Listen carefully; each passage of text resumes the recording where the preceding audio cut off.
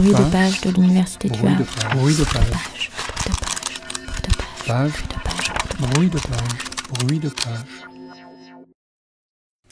Je remercie la Web TV de l'Université de me permettre de mentionner la parution d'un ouvrage collectif qui s'intitule « Le territoire littéraire du Havre dans la première moitié du XXe siècle ».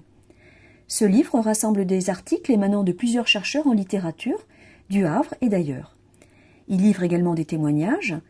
Y est réédité un petit texte de Queneau qui s'appelle « Portrait littéraire du Havre ». Le livre propose enfin une bibliographie des textes littéraires dans lesquels il est question de la ville de façon significative, des origines à nos jours. J'en ai dénombré pour le moment une centaine. Il s'agit de textes en langue française, à l'exception de Tropique du cancer d'Henri Miller. Je voudrais aussi et surtout présenter la collection à laquelle appartient cet ouvrage. Celui-ci est en effet le premier volet d'une collection appelée Le Havre, territoire d'écriture, accueillie par les Purs en 2012. Parler de cette collection revient à dresser les grandes lignes du travail de géocritique du Havre qui est mené à l'université depuis 2011. La géocritique est une méthode qui consiste à rassembler et à comparer les modes de représentation d'un même lieu. Ce qui est au centre de l'analyse, c'est le lieu, en l'occurrence une ville, et précisément le Havre. Dresser la géocritique de cette cité revient à mettre à l'épreuve le Havre en tant qu'objet scientifique, car cette ville n'est pas a priori connue pour son patrimoine littéraire. D'emblée, on n'associe pas le Havre aux auteurs qui l'ont évoqué, comme on associerait Dublin à Joyce ou Lisbonne à Pessoa. D'un autre côté, on a peut-être la chance de bénéficier d'un corpus de taille humaine, susceptible de proposer un cas pratique nettement circonscrit. Je commencerai par confier quelques éléments relevant de mon histoire personnelle, sans lesquels je ne pourrais pas retracer la genèse de l'entreprise. En effet, je ne suis ni havraise de naissance, ni spécialisée en géographie littéraire, puisque ma thèse a porté sur la correspondance de Louis-Ferdinand Céline. Tout commence donc en 2002, lorsque j'obtiens un poste à l'UT du Havre. Je décide de vivre sur mon lieu de travail, je quitte Paris, où j'ai toujours vécu jusqu'alors, et m'installe au Havre. Je fais alors l'expérience d'une forme d'exil, plongée du jour au lendemain dans le paysage mental et matériel d'une ville de province un peu âpre, et surtout très complexée. Il me semble que le Havre recherche en effet son identité au début des années 2000. Les Havrais ont un peu honte de leur ville, les Français en général ont décrété que c'était sinistre. Parce qu'elle est récente, qu'elle fut une ville de négociants puis une cité ouvrière, le Havre a la réputation d'être sans culture. Ainsi, la ville présente à la fois des spécificités très fortes et une identité problématique. L'un des enjeux de mes recherches dans les années à venir sera sans doute de déterminer ce qui relève en propre du Havre et qu'on ne trouve nulle part ailleurs, et ce qui mérite d'être appréhendé avec des outils plus généraux et englobants. Le Havre serait représentatif d'un type de ville et de représentation, celle des cités maritimes par exemple, ou plus spécifiquement atlantiques. Mais je reviens en 2002, au moment de ma première rencontre avec la ville. Pour moi aussi, les années passent, et peu à peu, la ville m'adopte, ou je l'adopte, sans doute les deux. Son classement au patrimoine mondial de l'UNESCO en 2005 génère également un basculement spectaculaire dans l'image que les habitants et les étrangers se font de la ville. Il y a dans le roman de Pascal Quignard, Villa Amalia, une phrase que j'aime beaucoup et que j'appliquerai volontiers à ce qui m'est arrivé au Havre, dont je me suis en quelque sorte éprise, non par coup de foudre, mais à force de la fréquenter. Sur une villa italienne, la narratrice déclare « Je ne savais pas qu'on pouvait aimer d'amour un lieu ». Dans mon exploration, en quelque sorte amoureuse de la ville, je découvre tout d'abord que l'œuvre de mon auteur, Louis-Ferdinand Céline, est traversée par des mentions du Havre. Je me rends compte que ce phénomène touche plusieurs auteurs de la génération de Céline, certains très connus, Jean-Paul Sartre, Michel Léris, d'autres moins, comme Armand Salacrou ou Georges Limbourg, dans un âge d'or de la cité, juste avant les bombardements de 1944. J'organise en 2011 une première journée d'études consacrée à cette génération et j'use alors de l'allocution de territoire littéraire du Havre. Constatant combien cette approche enrichit à la fois ma connaissance de la ville et celle de chacun des auteurs, rassemblés et analysés dans une dynamique nouvelle, je me plonge dans les ouvrages récents de géographie littéraire et je découvre les travaux de Bertrand Westphal à Limoges, créateur de la géocritique. Je trouve là le support théorique qui va me permettre de consolider mon intuition sur ce qui pourrait se faire au Havre.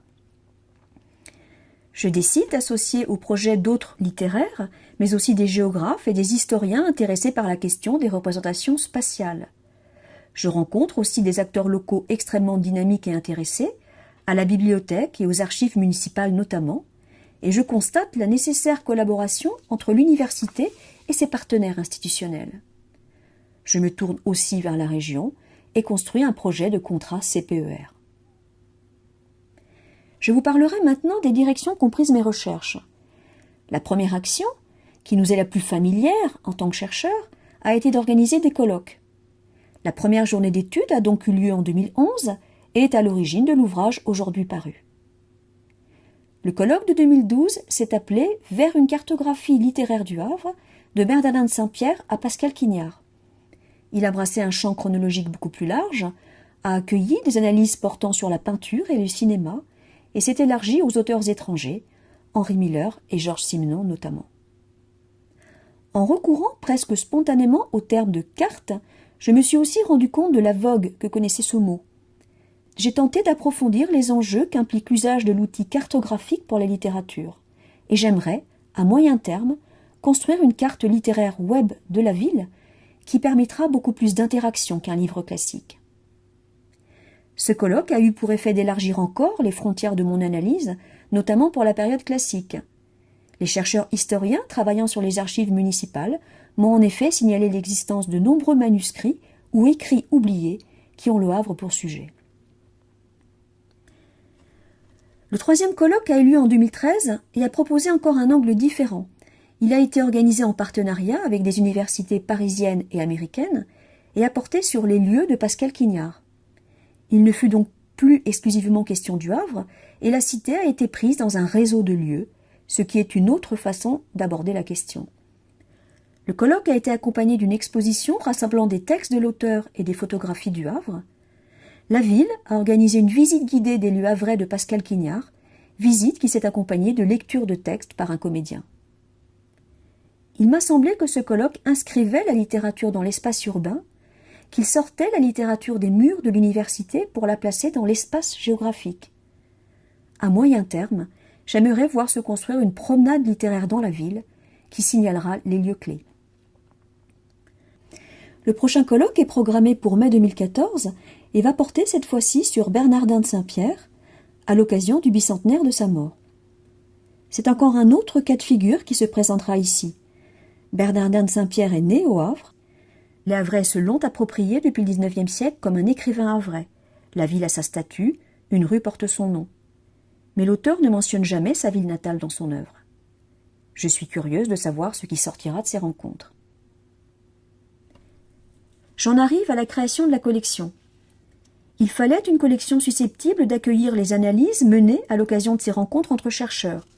Mais pas seulement, car il va s'agir aussi d'éditer des textes inédits. Il y a ceux qui se trouvent dans la très riche bibliothèque municipale du Havre, notamment des correspondances appartenant au fonds Dubuffet, Queneau ou Limbourg par exemple. Certaines œuvres aujourd'hui peu accessibles mériteront aussi d'être rééditées, tels les romans d'Émile Danoën au XXe siècle, ou certains textes de Julien Guillemard ou de Bernard Esdrasgos. Dresser la géocritique d'un espace permet de proposer un dépassement de la catégorie littérature régionale ou régionaliste en intégrant des œuvres dans un projet plus large. Il me semble également important d'explorer des textes sur le Havre produits entre le XVIIe siècle et le début du XIXe. Il s'agit souvent de textes hybrides, à cheval entre le traité d'histoire, le guide touristique ou l'écrit personnel, émanant d'hommes et de femmes de plume aux profils très divers. Le statut hybride de ces textes invite à une réflexion sur les genres. On se pose aussi la question de la littérarité de ces œuvres, qui intéresse tant les historiens que les littéraires.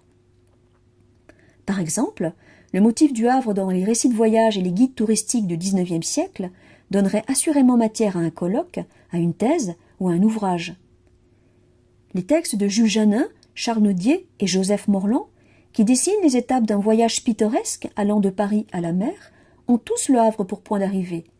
Ils mériteraient d'être réédités avec un appareil scientifique qui mobiliserait littérature et histoire. Cette entreprise d'édition n'est ni unique ni isolée. Les presses universitaires de Limoges compte une collection quasi équivalente appelée Terre d'écriture. Elle se donne les deux mêmes objectifs, publier des travaux de chercheurs et des inédits, cette fois-ci en se penchant sur une région, et pas seulement sur une ville. C'est sans doute dans la délimitation de cet étroit périmètre, le Havre, que repose le défi de notre collection. Il va falloir à présent l'alimenter. Nous avons aujourd'hui au moins 4 projets en préparation. La publication des communications du colloque de 2012, qui sera accompagnée d'entretiens d'auteurs contemporains, peut-être de la réédition d'un beau texte d'Armand Salacrot. L'édition du Barbier d'Ingouville d'Auguste Pinel, avec un double accompagnement historique et littéraire. Il s'agit d'une réécriture havraise du Barbier de Séville, rédigée en 1776. Est aussi en préparation l'édition d'un ouvrage sur les écrits de Guillaume Séry, qui fut maire du Havre sous l'Empire et est l'auteur de Spicilège, du curieux écrit, qui intéresseront à nouveau assurément autant les littéraires que les historiens. On pense également à éditer les écrits d'une femme des Lumières havraise, du nom de Marie Le Masson-Le Golft, qui se présente sous la forme d'entretien à la Fontenelle.